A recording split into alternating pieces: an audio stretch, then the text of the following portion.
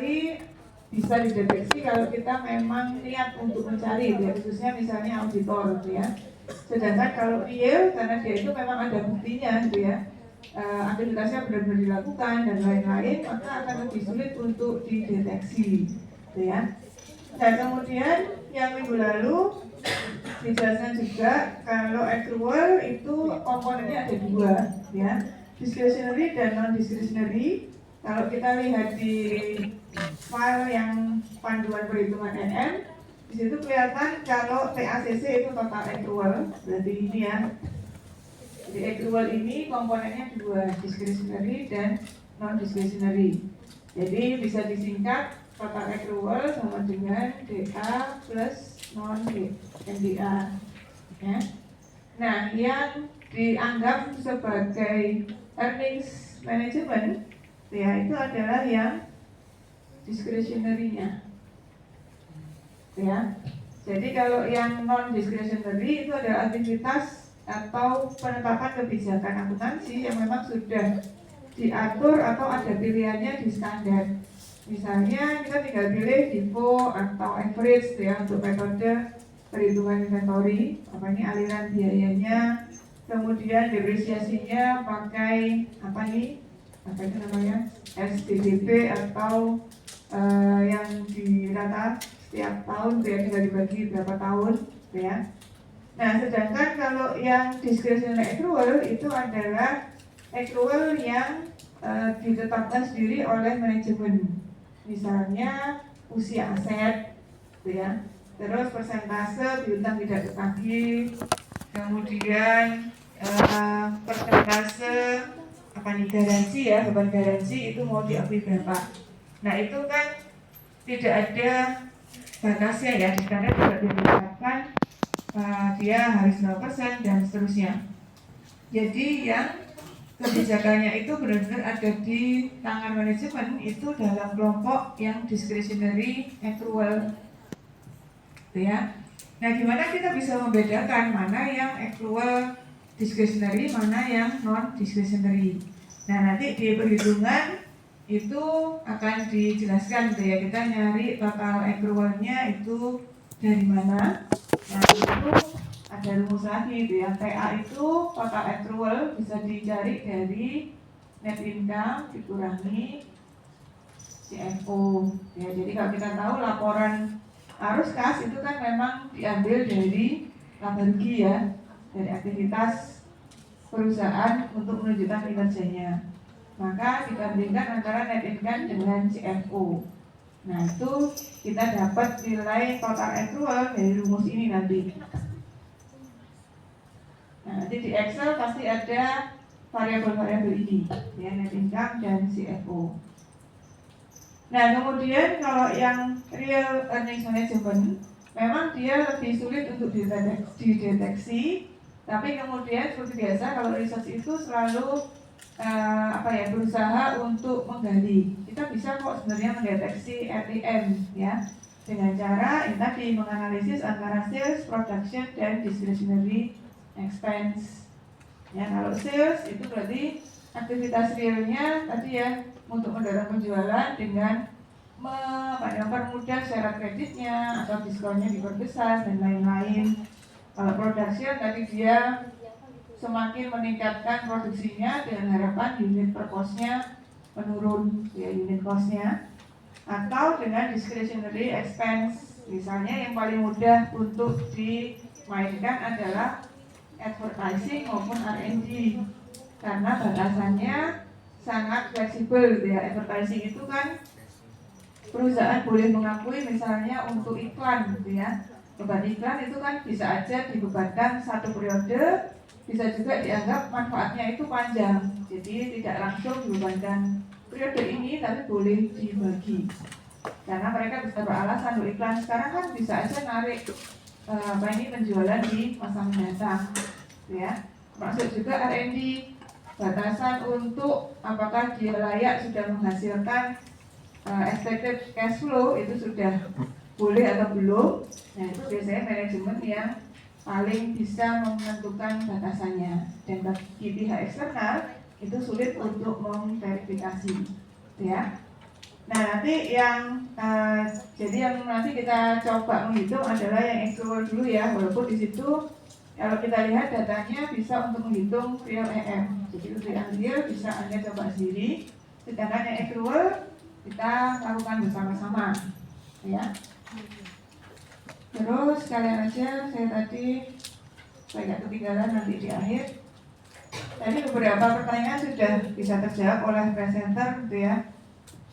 Apa hubungannya abnormal CFO dengan abnormal production gitu ya? Apakah itu selalu mencerminkan adanya manipulasi atau earnings management? Ya, tadi sudah dijawab juga.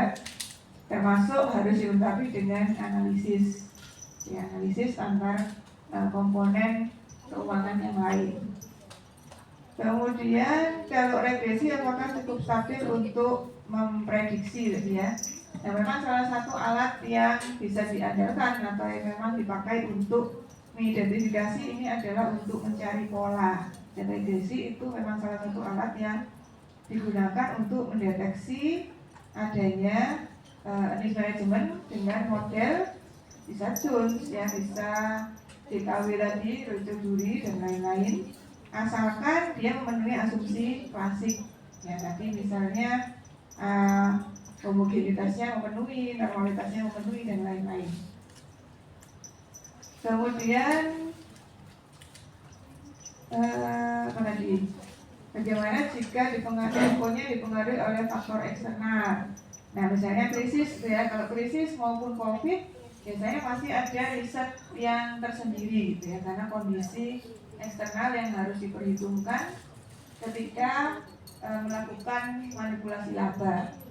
Nah, biasanya kalau itu kita bedakan apakah sebelum krisis dan sesudah krisis, karena model yang dibentuk oleh pendahulu kita ya, si Jones maupun si Deco itu belum memasukkan faktor krisis. Jadi kita sebagai researchers atau akademisi yang harus membedakan itu.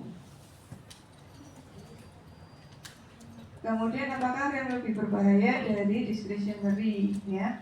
Nah kalau ini jelas ya, jadi kalau accrual itu kita kan hanya memainkan sebatas dia tidak melanggar standar ya, karena kita bermain di standar yang berwarna abu-abu, artinya tidak diatur secara tegas oleh standar dan memainkan fleksibilitas manajemen.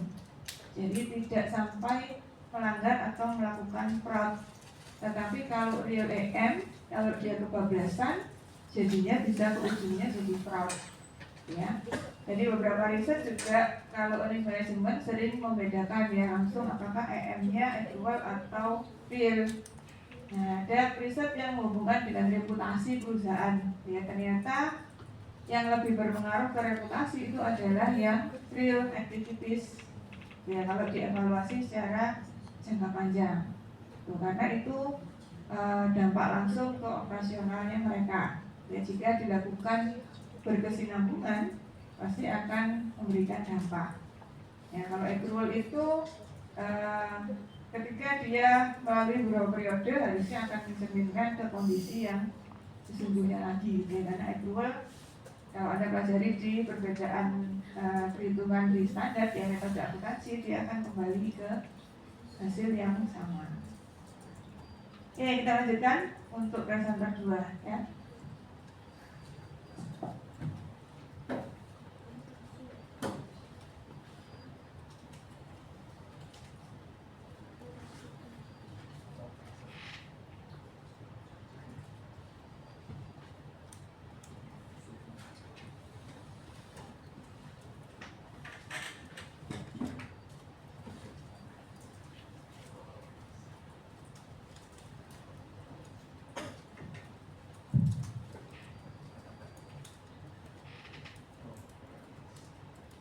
Baik, selamat pagi Bu Dani dan teman-teman yang saya hormati.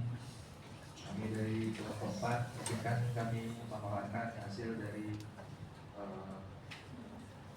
kerja kelompok kami. Jadi pertama perkenalkan, nama saya Lutfi dan saya sendiri Kevin.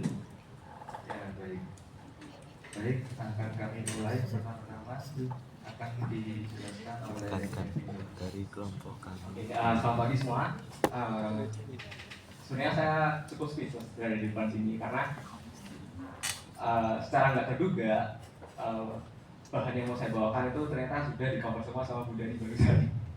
Oke, jadi ini sangat persis sama yang tadi Bu Dani jelaskan di papan. Dimana kalau kita berbicara tentang earning management itu pasti sangat dekat dengan yang namanya laba. Sebuah perusahaan itu bisa kelihatan sehat. Salah satu indikator yang paling tersurat adalah dari labanya. Apakah perusahaan itu bisa menghasilkan laba?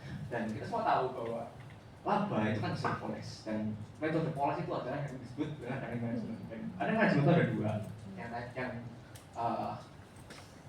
di kiri itu real earning management yang sudah dibawakan oleh kelompok sebelumnya, dan juga yang di kanan itu bukan fake earning management tapi accrued based earning management. Dan bedanya juga tadi sudah dijelaskan. Karena itu kita langsung skip saja. Sebenarnya waktu membaca tentang hal ini itu saya menemukan bahwa ternyata keduanya itu walaupun seolah-olah namanya berkonotasi negatif, yaitu tentang manipulasi, tapi ternyata keduanya itu merupakan hal yang legal dan diatur oleh regulasi. Dan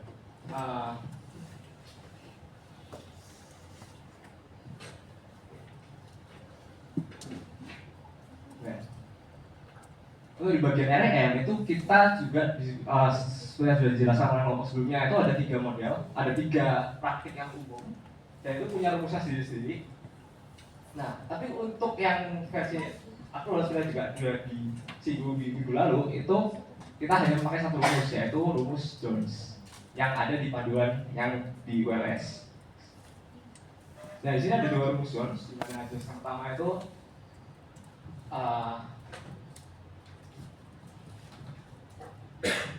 dibuat oleh Adilos oleh peneliti aslinya pada tahun 1921, dan rumus di sini itu gunanya untuk mencari DATT itu sendiri, sebenarnya sudah disinggung juga tadi. Dan saya menyoroti ini bahwa yang di Excel itu punya rumus yang berbeda dengan yang di panduan, tapi yang berbeda itu dari segi modelnya aja, cuma dari segi perhitungannya masih sama. Lalu kenapa kok ada dibagi jadi 2? Ada yang modified sama ada yang non modified gitu ya, yang sebelum modified. Karena yang pembeda utama itu adalah di bagian REC itu.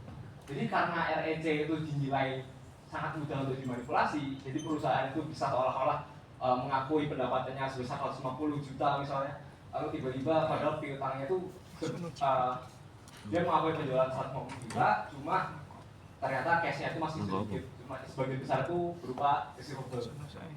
Itu menjadi titik kata dari perhitungan ini, jadi muncul teori pertama modified Jones model itu.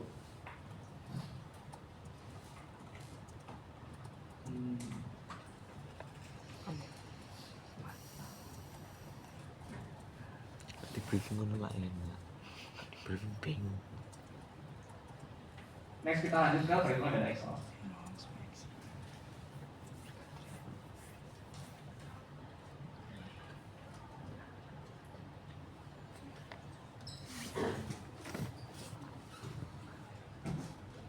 Ya baik, di sini kami akan mencoba untuk menjelaskan tentang hasil progres dari pekerjaan Excel kami yang template-nya sudah ada di ULS.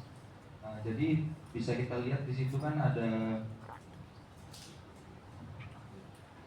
di situ ada terbagi beberapa sektor ya, dari 1, 2 sampai 11. Yang pertama itu ada sektor basic material. Nah, di situ tuh di sini kita ambil contohnya ya, sektor pertama aja dulu ya. Saya izin jelaskan sambil mengubah Excel-nya.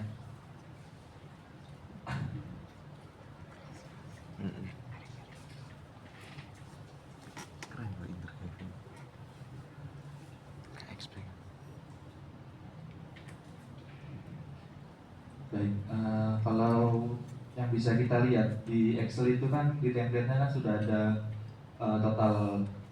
total aset tahun sebelumnya, kemudian ada net income, kemudian CFO, revenue, revenue tahun itu, revenue tahun sebelumnya, dan receivable, kemudian receivable tahun sebelumnya, kemudian ada juga PPE-nya di situ. Nah itu gimana sih caranya kita mencari TACC di tahun tersebut? Nah di situ tuh caranya bisa kita lihat di sini. Tadi juga rumusnya sudah dituliskan sama Bu Dani di depan. Mencari TACC-nya itu yaitu net income dikurangi CFO-nya. Jadi ini itu sudah ada template-nya di Yes. Excel kalian masing-masing. Kemudian untuk yang delta revenue itu hasil dari pengurangan revenue tahun kini, tahun yang kita hitung dengan tahun yang sebelumnya. Kemudian delta RSC itu hasil dari perhitungan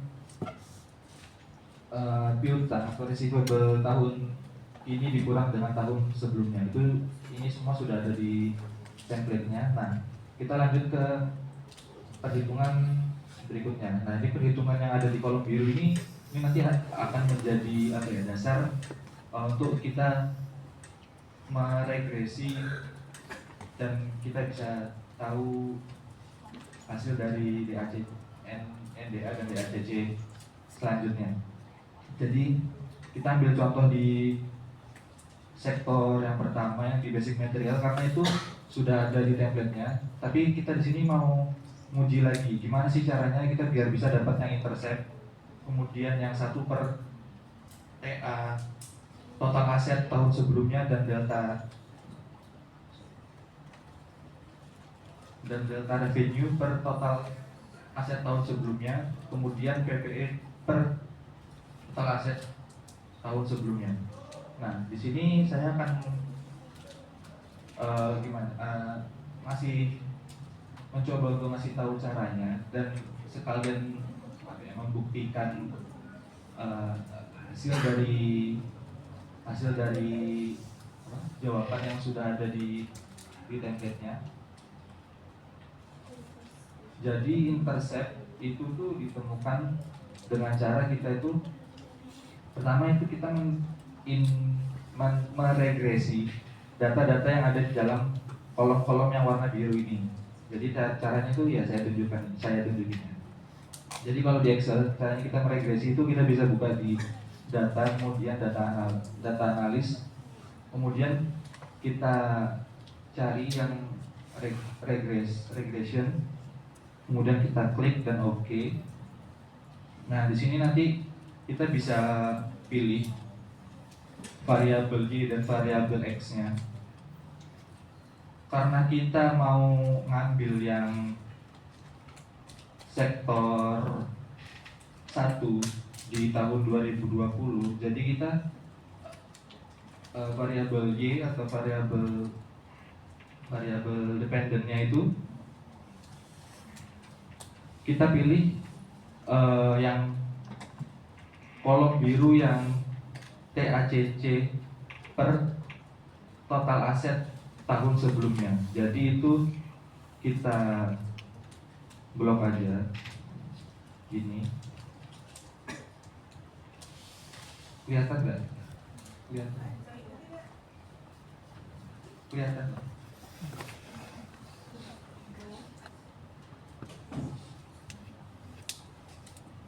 Ya jadi ya saya ulangi nanti. Ya.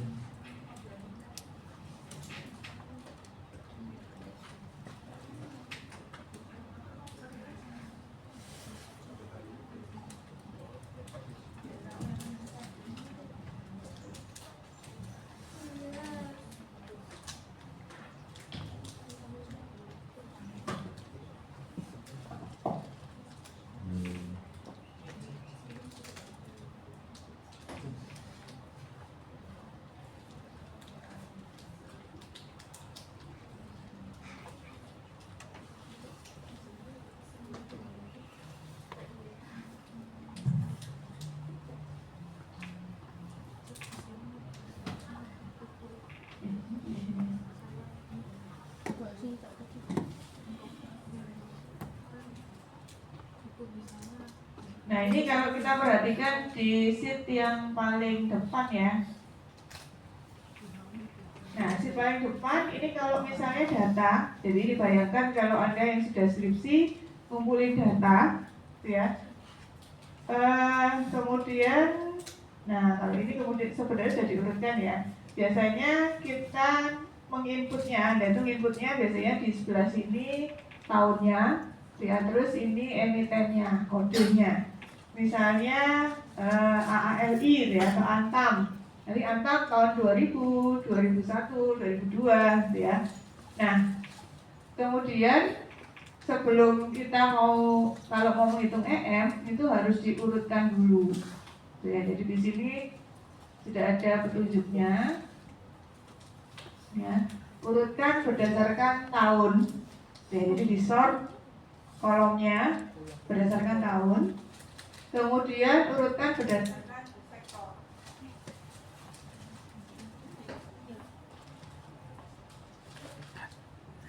Ya, jadi biasanya kalau rumus yang real risk management misalnya ya, itu dia hanya untuk perusahaan manufaktur karena ada akun produksinya.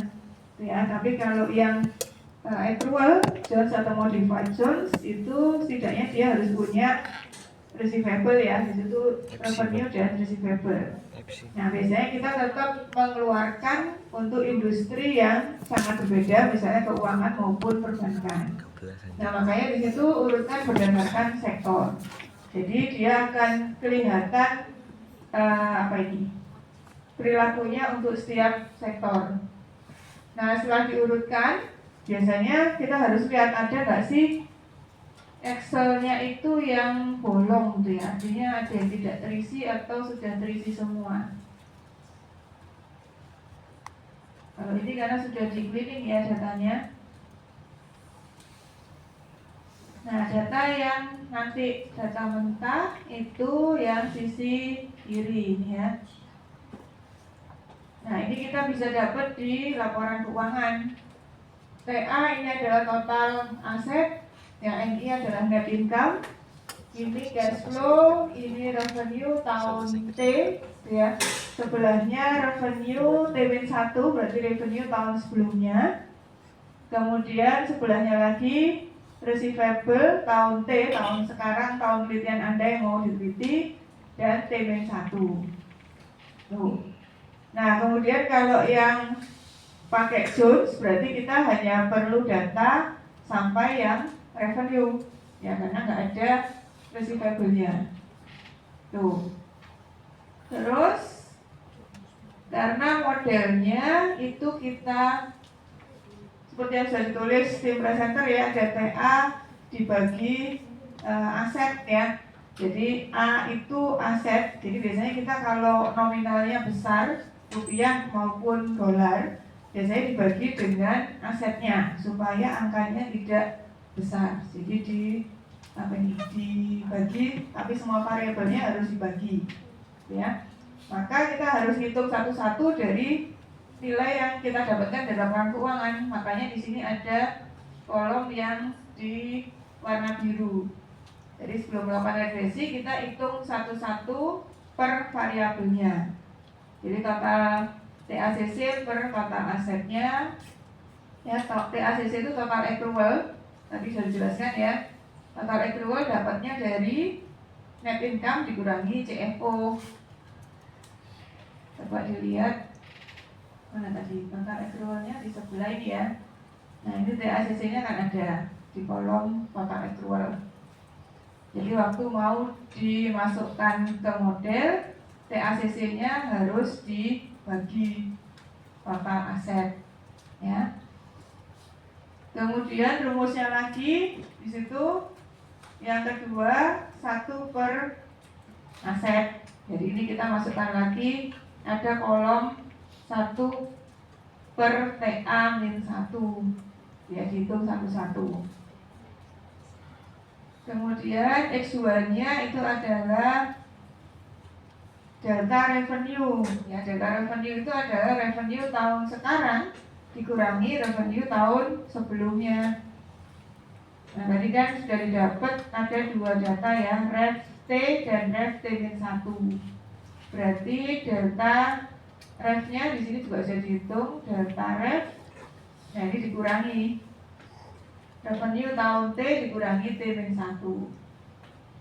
Nah setelah terisi semua kolom biru ini, ya tentunya di satu industri, maka baru diregresi. Ya silakan lanjutkan. Jadi yang ini adalah variabel dependennya ya, kalau regresi kan ada variabel Y dan variabel X. Jadi yang ini variabel dependennya, ini variabel independennya. Ya silakan lanjutkan.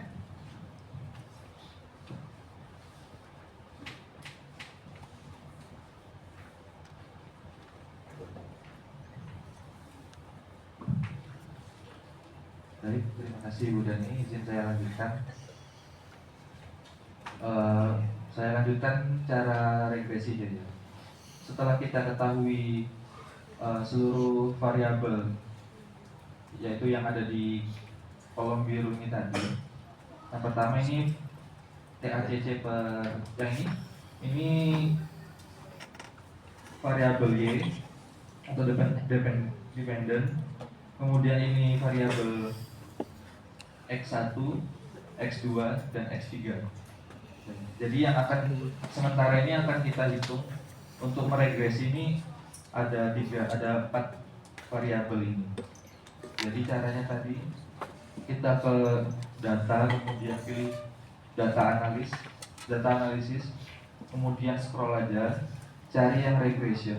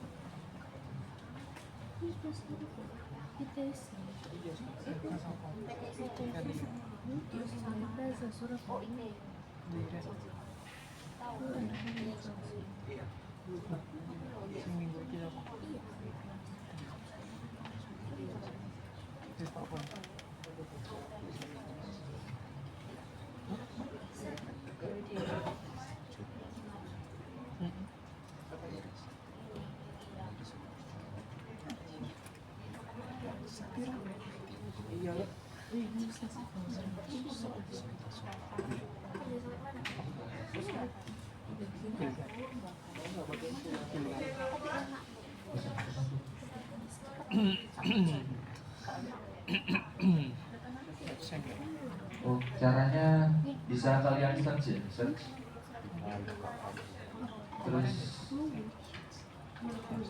Terus itu add ins. Kemudian ini centang yang analisis tool pak ini bisa diikuti. Bisa ya, mana? Ya, terus di oke.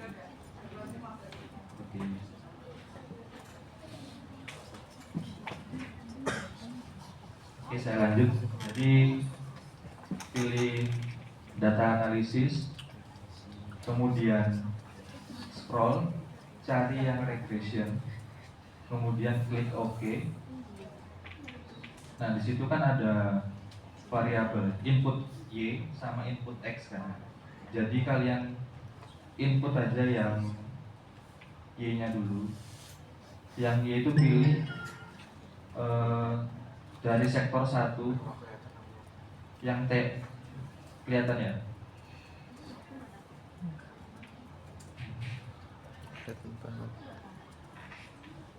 Yang TACC per total aset tahun sebelumnya, pilih yang sektor 1 aja dulu. Soalnya satu-satu nanti itunya apa? Miliknya. Kemudian di OK. Apa? Kelihatan nggak?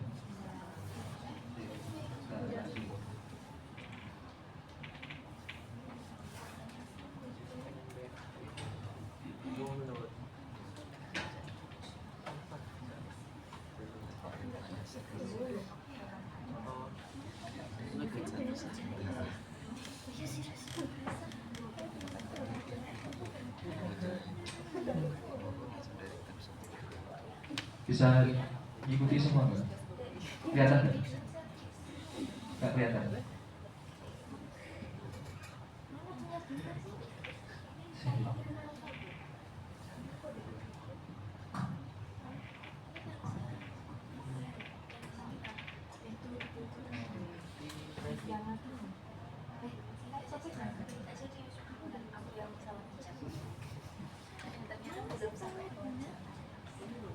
Kelihatan ya? Saya ulangi ya. Jadi input yang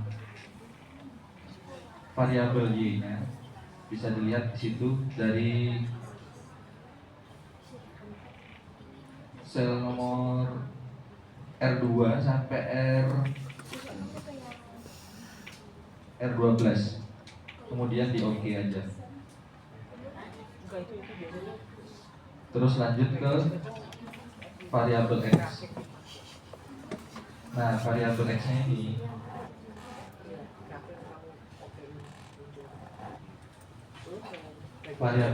ini kita ambil dari yang variabel X1, X2 sampai X3. Kemudian tarik aja sama kayak tadi ke sampai yang ke baris 12. Bisa dilihat, bisa kelihatan? Oke. Kemudian di OK. Nah, ini kalau aku dicentang semua aja sih. Dicentang.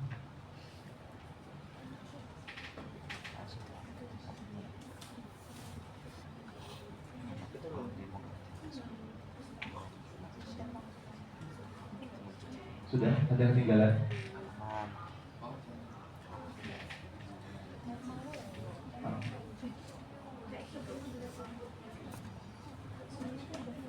Kalau ini aku pilih yang New Worksheet ini biar nanti hasil regresinya itu dia masuk ke sheet baru. Jadi ini bisa kalian namain bebas. Kalau aku namain sesuai nama sektornya.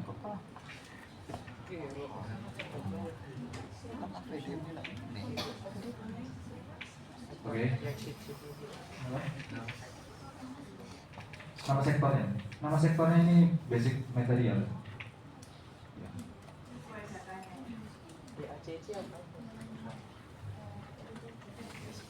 Sektor 1.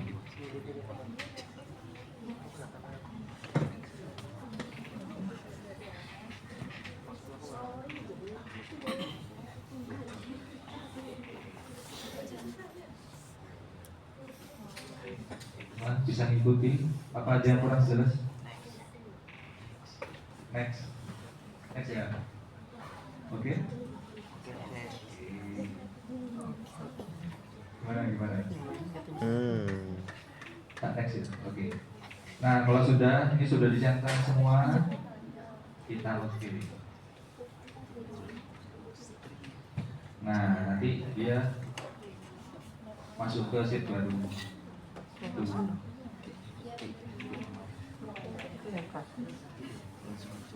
Jadi angka yang kita pilih itu nanti ada yang di sini yang di koefisien,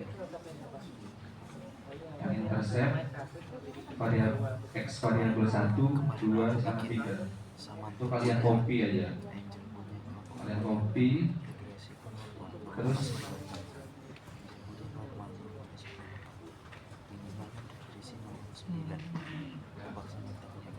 kalian salin aja ke ini, salin ke apa? Yang kepala intercept dan seterusnya ini. Tapi salinnya pakai itu ya, pakai apa? Kita tambahin di ini, aku buat baru. Ditranspose aja. Biar langsung ke samping. Gitu. Baru kita cek lagi, sama nggak sama yang kayak punya ibu? sama nggak? Sama ya? Sama ya? Nggak buka. Kayak punya ibu ya, sama ya? Kita samain aja. Nah, ini.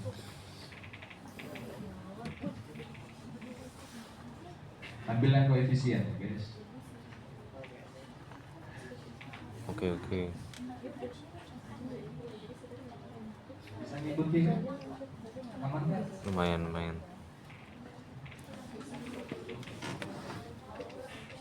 Nih, sama nggak? Sama.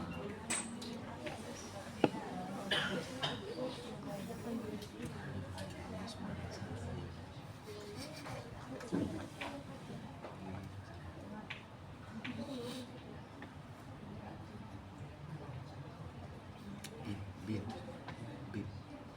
Ayam kamu kemarin pakai Oppo di Rofir. Ayam kamu kemarin pakai Oppo di Rofir. Kelihatan atau nggak masuk?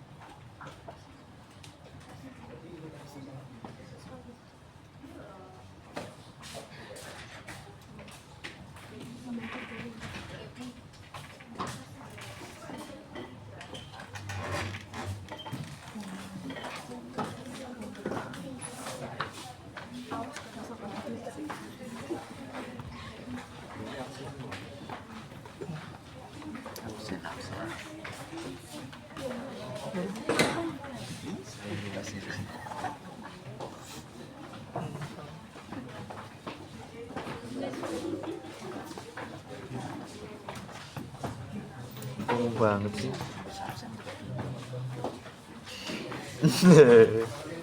Iya loh, boleh.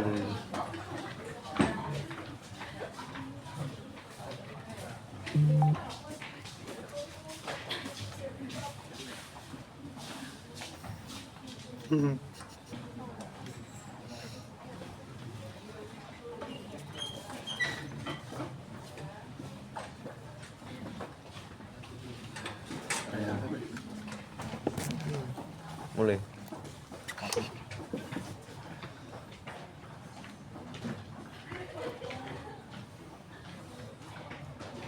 Cocok ini kelas apa cocok?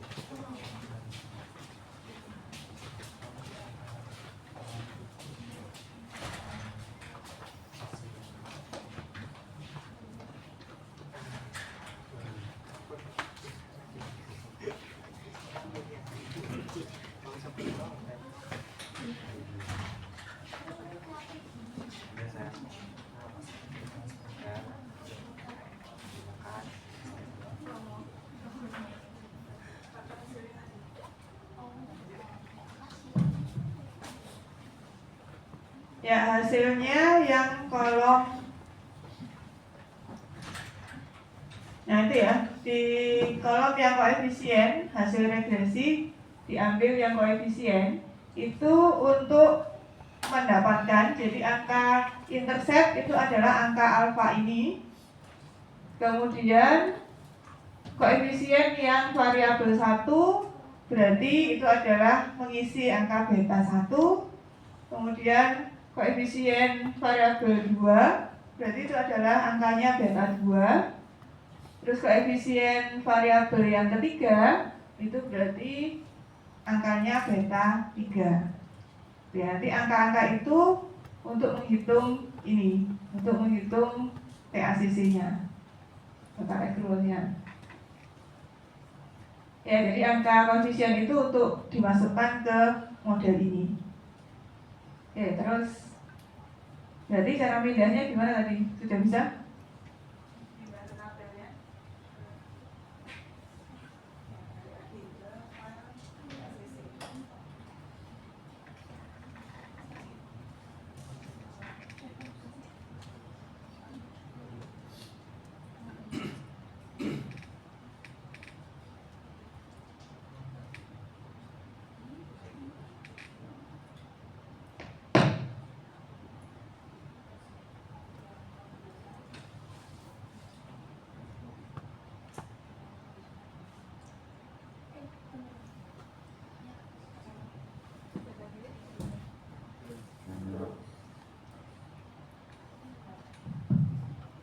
Ini cara ngopinya tadi ada yang ketinggalan atau perlu diulang atau gimana?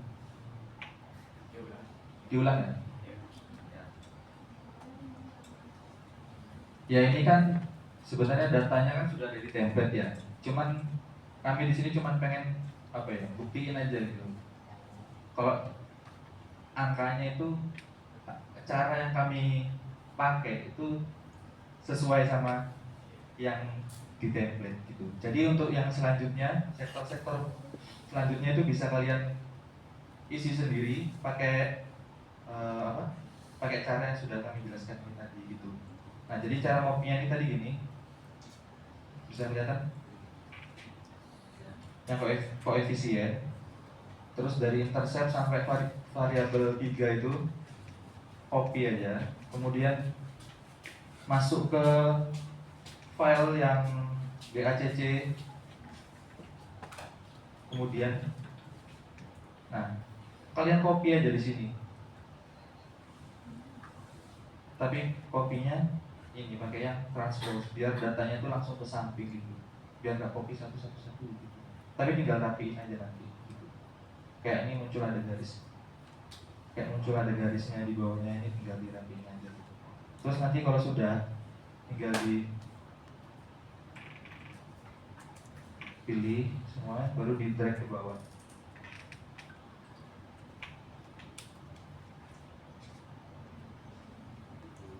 Gitu. Pak bisa mengikuti semuanya? Ya gitu ya. Jadi satu sektor nilai koefisiennya akan sama. Jadi kita regresinya kan per sektor per tahun. Jadi untuk satu sektor angka intercept dan koefisiennya akan sama. Tinggal nanti per perusahaannya akan beda ya, di sampingnya nanti nilai NDA sama DACC-nya akan beda. Ya terus hitung apa setelah ini?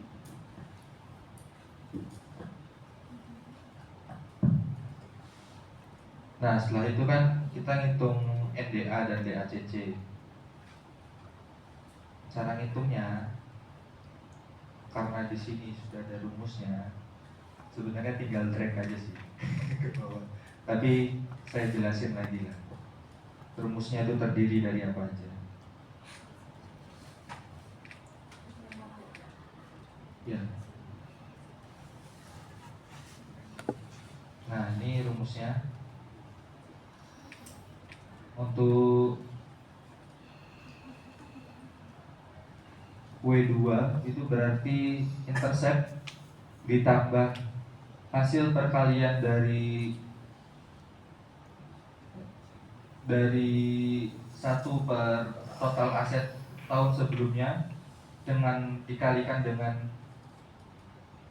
1 per total aset tahun sebelumnya. Nah kemudian ditambahkan dengan delta revenue per total aset tahun sebelumnya yang dikalikan dengan delta revenue. Intinya ikut model ini ya. Jadi kan sudah ketemu ya. Jadi setelah kita regresi, maka kita kan dapat angka tadi, ya alfa, beta 1, beta 2, beta 3. Terus yang variabel yang 1 per A T-1, terus revenue, delta revenue per A T-1, ini kan kita sudah tahu. Ini tinggal dihitung aja. Dimasukkan ke model, dihitung untuk dapat NDA.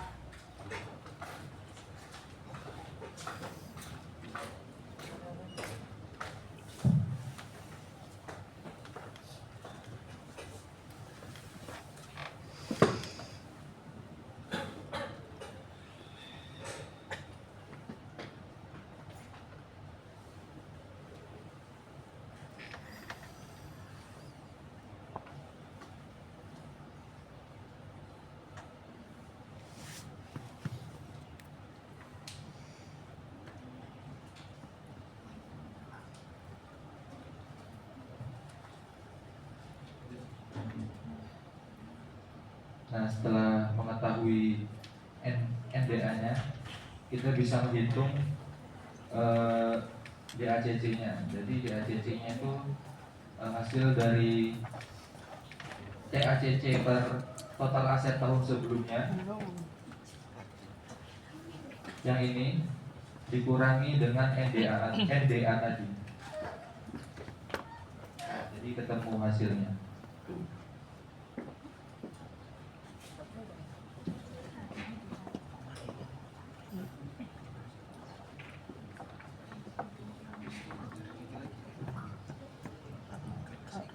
Ya, jadi angka-angka yang terakhir di discretionary accrual yang DA atau DACC, inilah yang hasilnya earnings management, angka yang kita masukkan sebagai variabel earnings management. Jadi EM itu ngitungnya nggak bisa satu langkah, tapi harus 2 langkah. Jadi kita regresikan dulu model awalnya untuk memperoleh nilai koefisien, ya, intercept dan koefisien masing-masing variabel. Baru kita masukkan ke model, ketemu NDA, ya, untuk hitung NDA-nya. Setelah ketemu NDA, baru bisa kita hitung DA-nya. Dari total accrual dikurangi NDA. Ya, jadi yang pertama kali kita regresi itu adalah untuk mencari nilai intercept dan koefisien, supaya kita bisa hitung nilai non discretionary accrual-nya. Kalau sudah ketemu, tinggal mengurangkan antara total accrual dengan NDA. Nah, angka DA inilah yang kita masukkan ke perhitungan variabel earnings management. Jadi satu kolom variabel EM. Ya, baru kita regresikan dengan penelitian apa nih, dengan variabel yang lain. Jadi hitungnya harus bertahap untuk hitung EM atau discretionary accrual. Ya, jadi di sini mungkin beberapa penulisannya nggak konsisten ya antara TA sama TACC gitu ya, tapi itu adalah total accrual. Ya, kuantitasnya ketukar sama yang total aset. Kalau di sini kebetulan total asetnya dibagi A itu ya. Kalau di rumus di sini di panduan PDF itu disimbolkan A itu sebagai total aset. Tapi kalau yang di Excel TA itu ya total aset, sedangkan total accrualnya disimbolkan TACC. Jadi kalau lihat model jangan lupa dibaca deskripsinya. Ya, ini singkatan apa sih itu ya?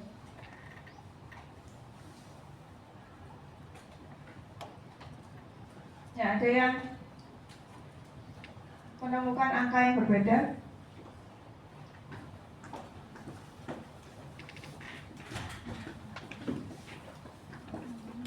Kalau yang kuning itu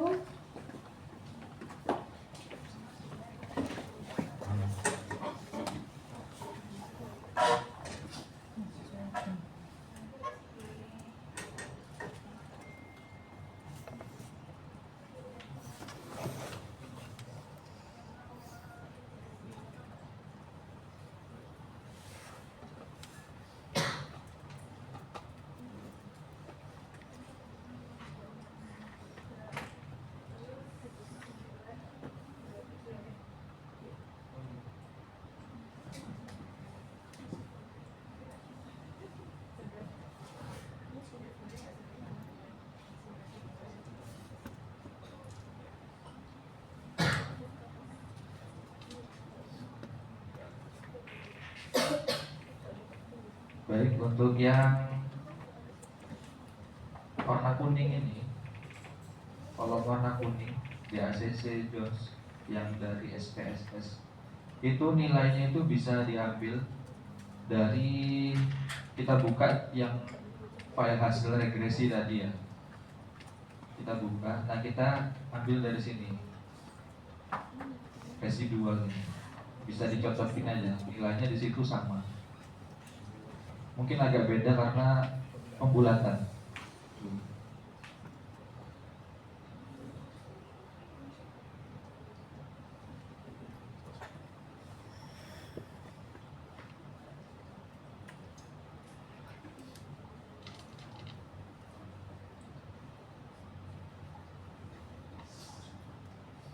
Nah yang ini nilai residual. Ada yang bingung atau ketinggalan?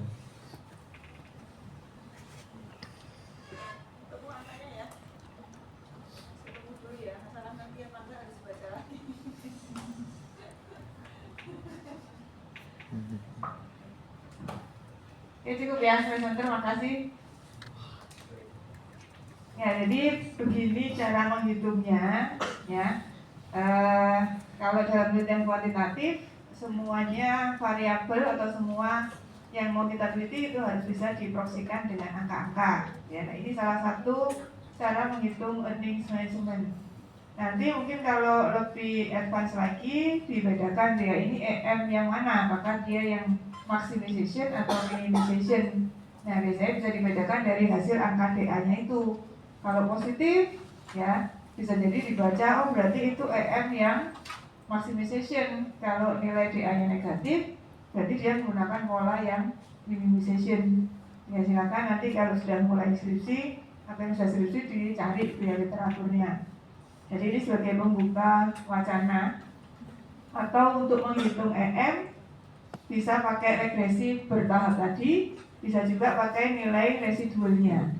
Ya, jadi sebenarnya karena TA itu kan DA plus NDA, maka kalau kita regresi itu hasil residualnya otomatis mencerminkan nilai discretionary accrualnya. Jadi kita bisa cari dengan dua cara. Kalau mau cepat ya tinggal diregresi dan mencentang menu residual supaya keluar angka residualnya. Nah angka itulah yang diartikan sebagai discretionary accrual. Jadi kita tidak perlu memasukkan angka-angka ke dalam model lalu mengurangkan dengan TA, tapi bisa langsung pakai nilai residual. Nah itu cara checking sih ya, bisa untuk mengecek. Nah jadi gitu. Jadi kalau nanti sampel Anda beberapa industri dan berapa tahun, berarti setiap industri dan setiap tahun mereka akan punya intercept dan koefisien yang berbeda. Tapi kalau riset itu kan banyak banyak alasan atau argumentasi yang bisa dibuat. Kalau misalnya sampelnya sedikit gimana Bu? Kalau dalam satu industri, misalnya satu industri 1 tahun cuma ketemu 3 aja karena macam-macam ya, ada data nggak tersedia dan lain-lain, maka itu nggak boleh dipakai. Ingat saya minimal 5 yang baru bisa diregresi dan keluar hasilnya. Jadi apalagi kalau cuma 2, kalau kita lihat di data mentahnya itu kita harus lihat dulu per industri dan per tahun cukup nggak untuk diregresi sendiri-sendiri. Kalau tidak, ada juga yang meregresi per industri tapi semua tahun, ya. Atau ada juga yang diregresi tahunan. Nah itu masing-masing punya argumentasi sendiri-sendiri, harus punya jurnal acuannya. Apa sih kok boleh diregresi per tahun atau per industri per tahun dan lain-lain. Tuh. Oke, ada pertanyaan? Sampai di sini materi kita hari ini. Cukup ya, silakan perhatikan. Oke, berarti EM-nya sudah beres ya, mulai dari konsep sampai perhitungan. Kemudian untuk minggu depan, saya kemarin sampaikan kalau Bu Yige minta tuker ya. Jadi nanti dicek lagi aja URS-nya yang tersedia materi yang mana. Nah silakan dikerjakan sesuai yang tersedia di URS. Harusnya sih yang compensation ya. Jadi yang efisien kontrak mundur minggu setelahnya. Ya, sebenarnya waktu itu kalian nggak jadi sama pagi semua. Oke, Ini remote-nya tolong dikembalikan ya.